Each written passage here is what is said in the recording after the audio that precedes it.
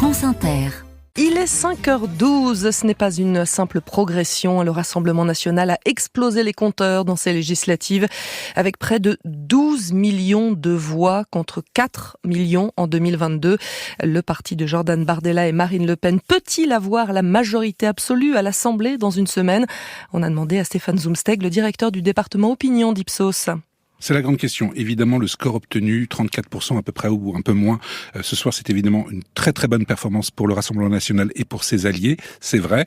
Nous avons réalisé des projections sur la base des résultats de ce soir sur ce que pourrait donner la prochaine Assemblée nationale dimanche prochain. Le Rassemblement national semble en mesure d'obtenir ou en tout cas de frôler la majorité absolue dimanche prochain. Mais il faut rappeler quelque chose, un élément fondamental, c'est que la participation ayant été très élevée ce soir, il y aura peut-être aux alentours de 300 triangulaires. Ça, c'est pour l'instant avant que la Macronie et avant que la gauche ne s'entendent pour se désister. À la fin, il restera évidemment beaucoup moins de triangulaires, probablement quelques dizaines, pas plus. Et ça va changer totalement la physionomie de ce second tour. On aura essentiellement des duels avec des consignes qui ont été plus ou moins clairement exprimées par les leaders de la gauche ou de la majorité présidentielle. Il y a encore une perspective d'empêcher pour la droite, le centre et la gauche d'empêcher le Rassemblement national de disposer de cette majorité absolue. Il y a une grande incertitude sur le nombre de triangulaires et sur est-ce que les consignes de vote seront suivies, est-ce que les désistements sont suivis des faits, etc. Il y a une certitude, c'est que Gabriel Attal et Emmanuel Macron ont perdu. Ils n'auront plus de quoi faire un gouvernement demain. Oui, c'est le grand perdant ce soir, c'est évidemment Ensemble, le parti du président de la République. Tout ça s'explique par une chose. D'une part, les Français n'ont pas compris, n'ont pas été convaincus par la décision du président de la République au soir des élections européennes. Ils n'ont pas compris pourquoi il avait décidé de dissoudre. Et il n'y a eu aucun ralliement en faveur du gouvernement et surtout en faveur du président de la République.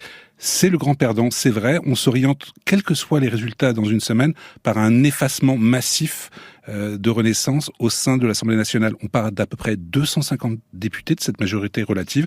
Elle en perdra probablement au moins 150. Maintenant, cela n'empêche pas d'agréger les différentes forces et d'imaginer, et ce n'est pas impossible, que la droite, le centre et la gauche disposent d'un peu plus de députés que le Rassemblement national. Quels ont été les thèmes prioritaires des électeurs ? Ils se sont exprimés avec quoi en tête ? C'est l'immigration qui est le premier critère de choix du vote ? L'immigration a fait le succès du Rassemblement national depuis 40 ans, mais c'est toujours le cas aujourd'hui, c'est de plus en plus le cas actuellement. On l'a vu pour les élections européennes, la crise migratoire a permis au Rassemblement national de virer largement en tête. C'est à nouveau le cas ce soir, mais il y a quand même un élément nouveau. Les élections européennes, c'était des élections un petit peu transnationales. Là, il s'agissait de décider de qui occuperait l'hôtel Matignon dans quelques jours.